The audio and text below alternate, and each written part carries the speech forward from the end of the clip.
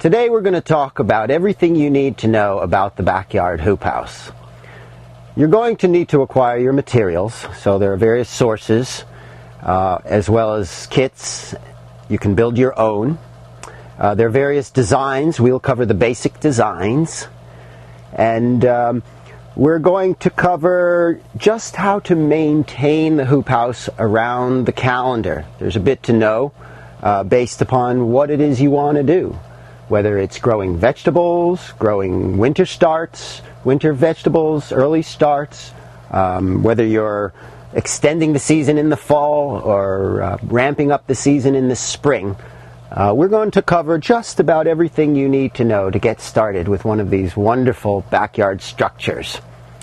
You can see right now it's March, late March, and we're already active and producing food. We've been enjoying salad, stir-fry greens, and we're ramping up for another lovely season here at Laughing Dog Farm.